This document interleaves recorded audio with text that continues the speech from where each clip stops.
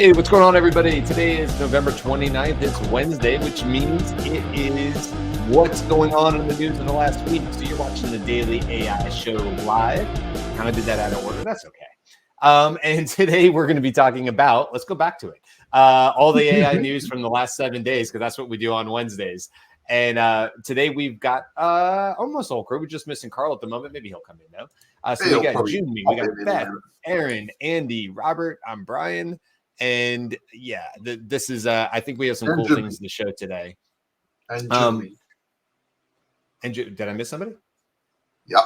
No. I thought you did. I thought it said Jimmy first. Okay. Either way, we got 6 of the 7 of us. Maybe we're going to get all 7 of us today. Real quick shout out to everybody that's been watching, listening. I just put a post out on LinkedIn yesterday afternoon talking about how cumulatively over Spotify and Apple Podcasts and YouTube and all that, we've now had 1,000 plays, 1,000 views of the different episodes that we put out. And I was saying how I am sure in time that will be a silly number. That's like a daily number, not an 83 show number. But nonetheless, we're really, really proud of it. And it's all thanks to our growing audience and you guys being in the comments and everything else. Okay, today in the news. So I don't know about you guys, but I actually have something pretty cool to share. So if you guys, unless it was one of yours, did you guys see anything about the Stability AI SDXL Turbo that came out? So that's the new video thing, isn't it? It's a new image generator. I'm just going to share my screen really quick because this is I think the future. You know, I say that you say that a lot, and it doesn't look like much right now, but all right, so Aaron, you're in Perth, Australia. So we're going to say Perth, Australia in a snowstorm. What's that? Snowstorm?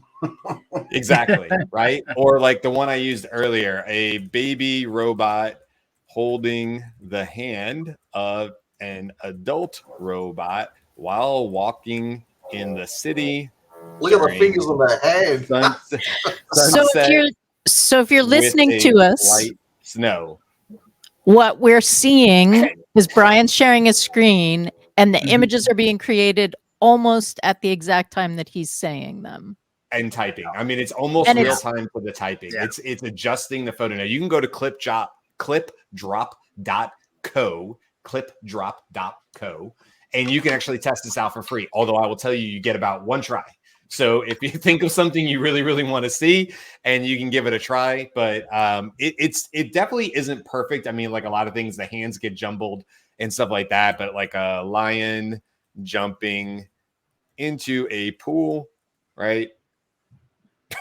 So it's pretty impressive. It's not, and that's photo. That one is photorealistic. That was amazing. It was right. But by the end, it had 3 tails. Photo of 1920s New York. Wow. I mean, that was pretty good. I mean, the people are kind of messed up. Yeah. Let's see. Perth, Australia, over time. Like I'm looking at that, and there's nothing that looks like Perth in there, but that's okay. That's Perth. Let's see if we just do Perth. The other thing I noticed of the first one you did was the cars were on the right-hand side of the road instead of the left-hand side. So okay, let's start with an easy one. Is that Perth, Australia? No. Sorry. That giant building in the middle, never seen it before. It looks like something out of Chicago. Not even in Australia, perhaps. Hey, no. Carl's here, by the way. Welcome, Carl. Okay, so that was my first one. I don't want to take up too much time with that. But here's what I'll say, and I love Matt Wolf's. If you don't follow Matt Wolf on YouTube, you should. But I love what Matt Wolf always says in his videos, which is like, guys, this is the worst it'll ever be. And so you look at a tool like that and you're going, okay, I'm typing, and in real time, it's adjusting and creating new images. If you go to Midjourney, you go to DALL-E, you're going to obviously the bubble have to finish, and then you get to see what it is. In this case, you can just backspace and say, no, that's not what I meant. I meant this, or here's a better adjective to use for that, or whatever. And you're going to get better and better and better results. And so what I just said in my LinkedIn post today is, okay, so this is the future of image creation. which means we don't have to look too much farther to see that this is also the future of video creation, because whatever's coming for image is coming for video next. So I'm going to go ahead and say in 2024, we will be able to type in real time and create short form 4 or 5 second videos that are as fast as we can put the words down on the screen. So super cool stuff in real time. Just talk to the image. Right, that too. Yeah, that's coming. Can you clarify at clipdrop.co? That's the location of this tool, but why do you say you got to pick one? Are you saying it's really expensive to do what you just did, or what's the pricing? No, you can try it for free. So clipdrop.co is owned or run by stability.ai or stability AI. I think it's .ai. And so this is where when I was looking at the news article, this is where it pointed me and it said, hey, go use our tool, clipdrop.co by Stability AI to do it. And what I was saying as far as pricing is you can do 1 to 2 for free if you just want to try out the tool and try something fun, and it'll create the image. Beyond that, it says you hit your usage limit. But because I wanted to use it for today's show, I went ahead to paid for like a 1 month just to kind of mess with it, and that was $13. I think it's like $9 if you do the annual plan. So again, this is an AI tool where I would not do an annual plan because something may leapfrog it in 2 to 3 months, and I may be upset I paid the $100. But just to try it out, to test it out, the hands are jumbled like old school Midjourney. So there's definitely some advancements in there and stuff. But here's the thing, man. We already know all this stuff is going to get smoothed out.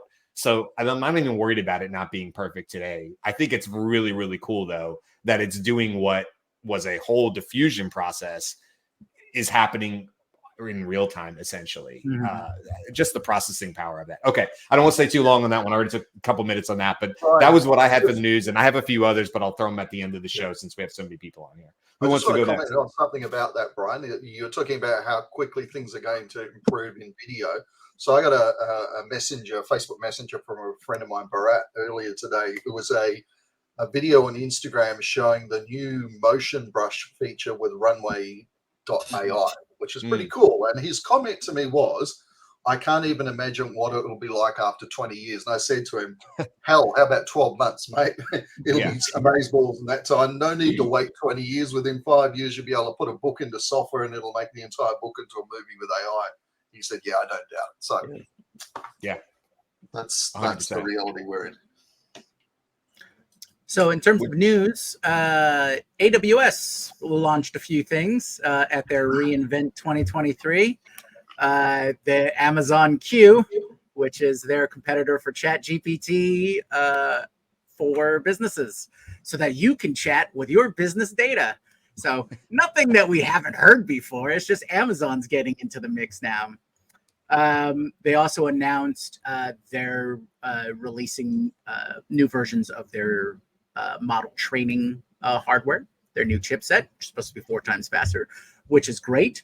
And that's in conjunction with them saying, "Oh, we bought all of NVIDIA chips." So the new chips that came out from NVIDIA, AWS apparently bought all of them. That's why there's a GPU shortage. I'm joking about that, but it's probably true. Then the other big things is their transcribe product now uses a generative AI. So it seems like Amazon's reInvent conference or whatnot was just to announce that Amazon is trying to catch up. Amazon is copying everyone else. Yeah, it's like, hey, we've got the Amazon version now.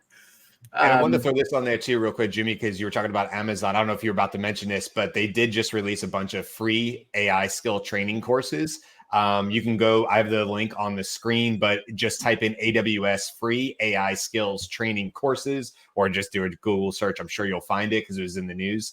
And pretty cool. Some of that is like, hey, how to go use our new Translate AI, right? So it's self-serving, obviously, but I do love that Google's and the Amazons of the world are trying to put out more free education and training to the general population. They're also doing things with scholarships, but you know, if you're just trying to dip your toe in the water and understand a little bit more, what's the harm in going and trying these? Yeah, they're going to be focused on Amazon a little bit. Of course they are, but they're free. And, you know, what do you have to lose by going and learning a little bit more from them? So I love seeing more and more of these big corporations putting these out, because they're basically telling you what they think the future workforce is going to look like and the skill sets that they're going to need to have. So if you're young, I mean, I don't think we have teenagers listening to this, but if you have kids who are interested in AI, they're using ChatGPT a lot, maybe for school, maybe for other reasons.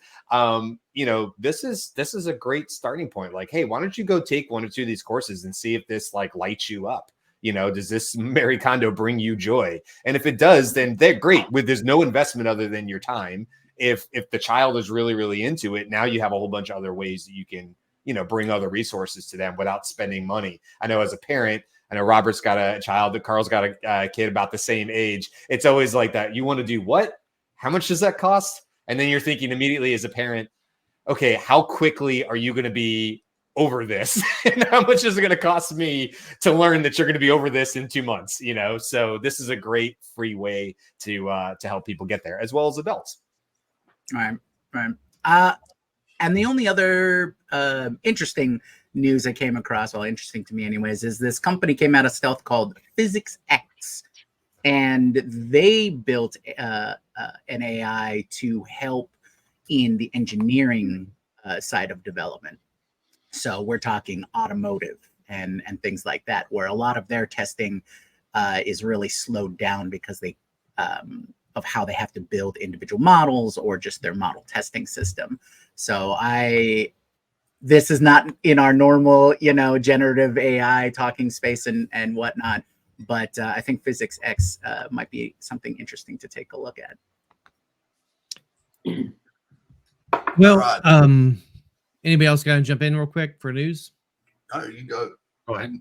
I have so many things that I came across that I wanted to stumble upon, and they're not really like tools or technologies. They're just things that came up, like Sports Illustrated deleting their AI generated articles from a company they contracted with. They found out was generating articles using AI, and I guess they found that to be disingenuous, I guess, and so they felt it was, I guess they were being lied to, and it surfaced this whole conversation about ethics and journalism, and I don't know, I kind of felt like that was going a little far. I'm not sure if I'm on that bandwagon. I feel like we need to embrace it, not ostracize those users. Obviously, they should have told them they're using it, but all that to say, also Did they? But also, Are they're they not just the fall guy? copyrightable.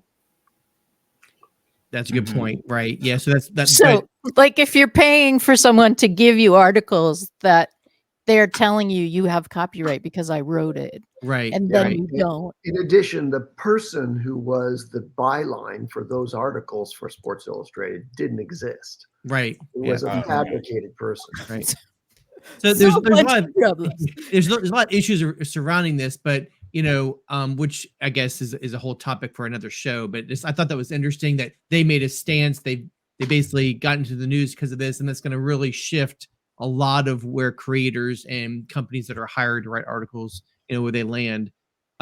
So another one that came across my desk that was interesting. I think Ethan Mollick published it in X about a medical prompt that was outperforming the fine-tuned LLM models that were used for medical training, meaning it was a highly sophisticated medical prompt, and they were put it side by side with a fine-tuned language model that was using Palm 2, and it was basically a medical LLM. It was outperforming it as far as, I thought it was interesting. Like, so now we're getting to, GPT-4, was it? oh gosh, man, I wish I think it was GPT-4, to be frank. Yeah. What was it? Was this the radiology one? No, this is a different one. Okay, because there's a radiology report that came out too, similar to that. But I don't think it was outperforming another LLM. They were just talking about GPT-4, same thing, doing test samples and looking at radiology reports and how the findings were in line with radiologists and actually comparable in some cases. And they were just making the point of, hey, if this is the beginning, what is AI going to be able to do, you know, with reading complex medical imaging and reports? And also, I thought it put a good point at the end, Robert, just sort of like on the future of radiology, medical community work with science stakeholders, technology policy to determine appropriate use of the tools. But it also just talked about how this could be a great way for helping, what would be the word, disseminate information to the patients in a more empathetic way. Yeah, which 'cause is doctors to suck at say it. radiologists are not empathetic. I think that was the subline. Maybe no, obviously Yeah. not the case, but I thought that was interesting as well. I think it is the case. I think doctors are getting less and less good at bedside manner. It's ridiculous, at least my experience. They've never been good, have they? Mustafa Suleiman tweeted yesterday about a new AI system called Sturgeon, which is redefining brain tumor surgeries because it's able to, what is the word, sequence. Yes, it's able to sequence the biopsy that they're doing.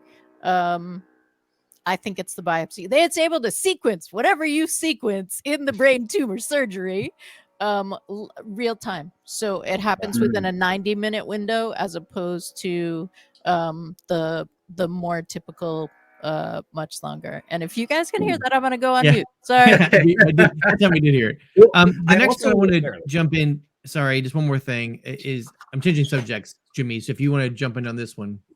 Oh, yeah. So really quickly on the medical side of things, there's been excellent work done in the protein modeling. Oh, yeah. Right. So normally protein modeling takes forever to do because of the pre-existing methods. They have to do this splatter chart thing and reform it, and takes years and years to analyze any particular sample. But with AI, they can generate every variation of protein sequence, and that helps the entire process cut down by years. So I thought that was really exciting. Yeah, I think medical is going to be really the benefit factors of AI more than other industries. And a lot of people are complaining, as you know, Carl, the guys in Australia, not you, Aaron, the other guys you listen to, they're kind of bullish on the technology, and they're kind of like, this is crap. Yeah, I can't do an Australian accent, but they're so cynical about everything, thinking like it's like a novelty. Every technology is a novelty to them, and I'm not quite in agreement, because I'm finding, but I see what they're saying is like, where is the industry changing? Where are companies 10xing? They're still not developing and implementing in a way. But anyway, so I'm kind of touching on these things because these are topics that I think are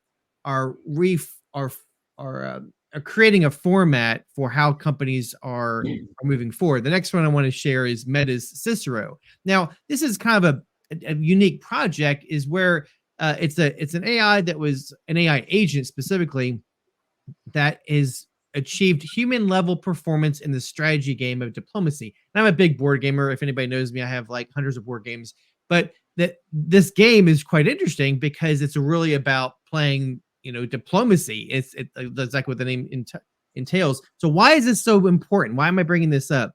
Because this shows that AIs can be manipulative, and I don't mean that in a Chicken Little way, but they're understanding how to communicate and understand what the other person wants.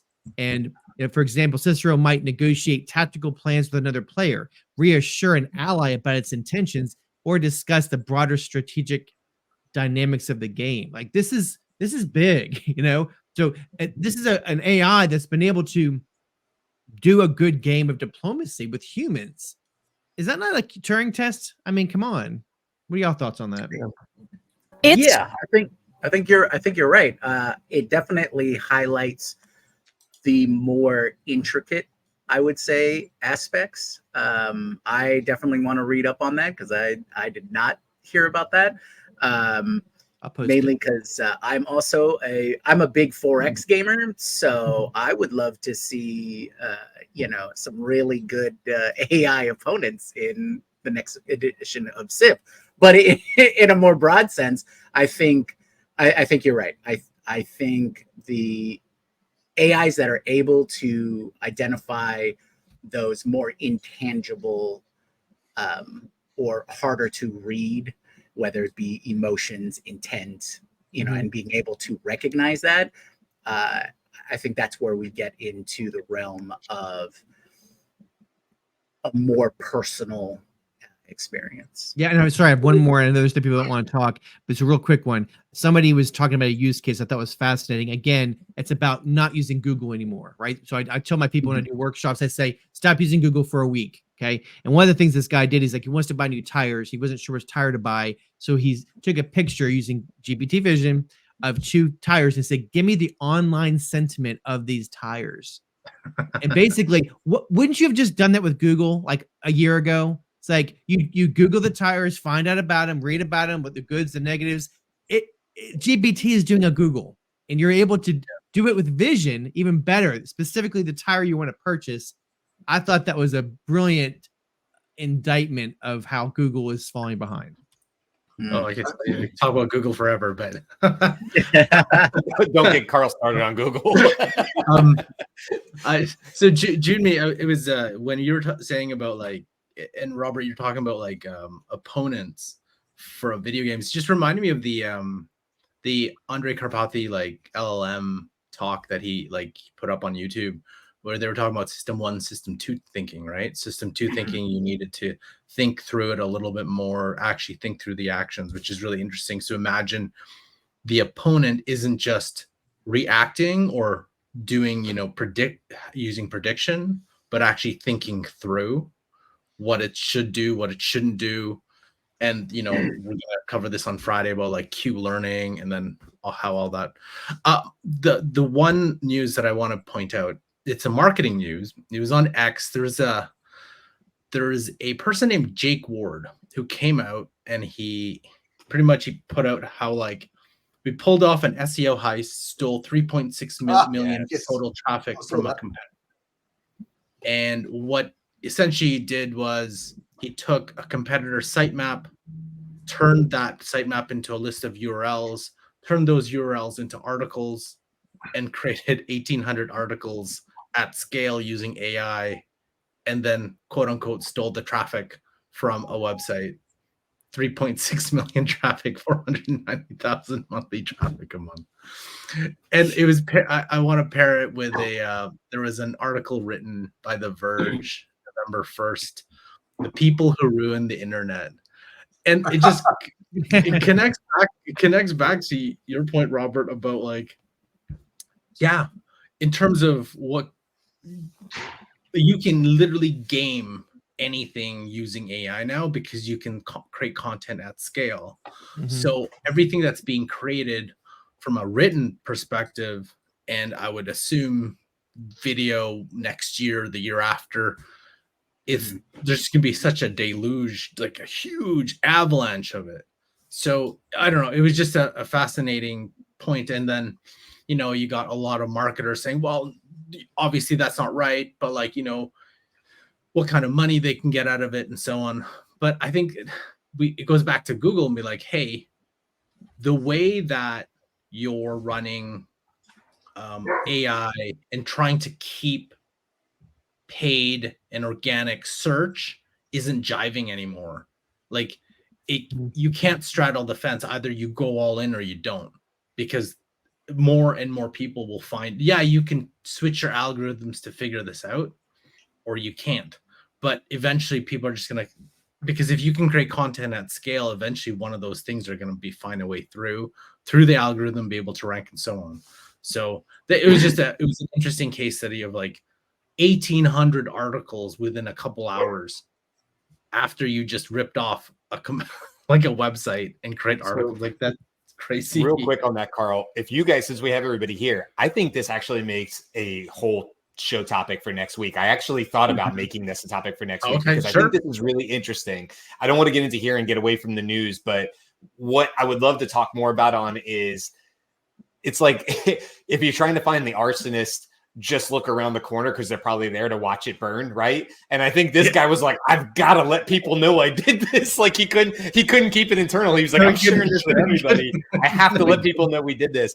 And there was a huge, we'll talk about it, but there's a huge backlash. People are like, you're ruining the internet. And I'm like, yeah. And every single company around the world is like, hey, can we do this? Is this possible?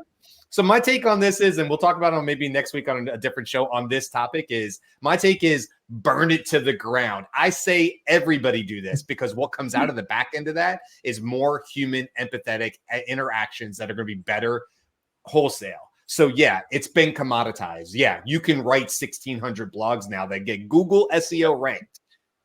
Yeah. But when everybody can do that, it doesn't matter. And now you have to differentiate a different way. And Aaron, you and I were just talking about that. So I think that's a great topic for a whole show, because it's super interesting about how everybody got super mad at this guy. And at the same time, it's like, that's because he's first. They're mad because they're giving away his secrets, their own secrets, well, right?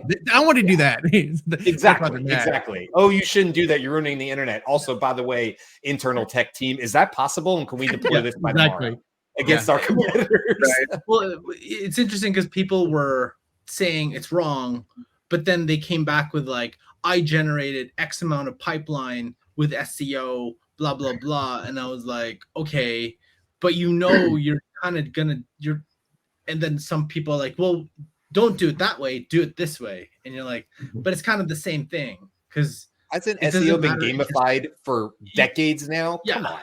Come on. So like, you either steal another person's website, or you do whatever, but you're just scaling the amount of content that you're creating. It's all the same to me. So it's like, yeah, I was like, I never thought about this, but yeah, let's burn it.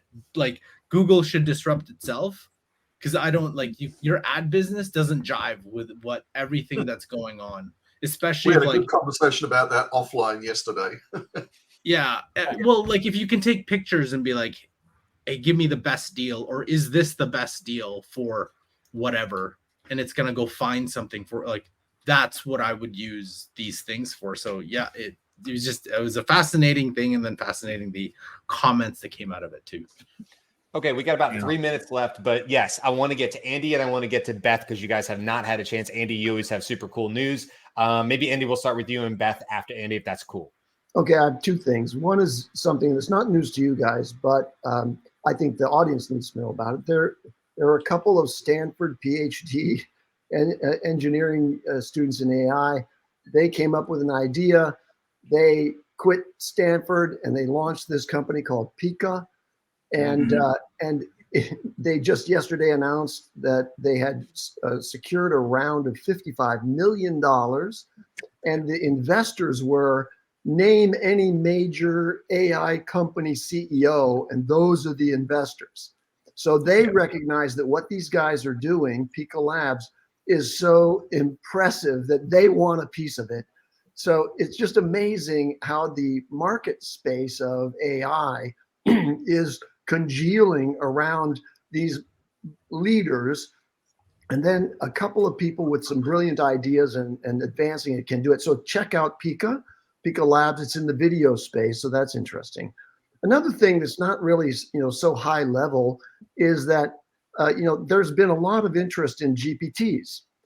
And one of the things that kind of came onto our radar was, when you launch a GPT and it's not even available in the public marketplace that OpenAI says that they're going to make available, when you launch a GPT, your prompt is your intellectual property, and you got to figure out how to protect the exploit of people going to your GPT and asking it to tell you what its instructions are so they can copy your thing. Well, we're all trying to study what's the best methodology for how to prompt things. So it's very useful to see how other people articulate prompts. And, we have a couple of people on our crew here that are actually prompt certified instructors. And so we're all attentive to that.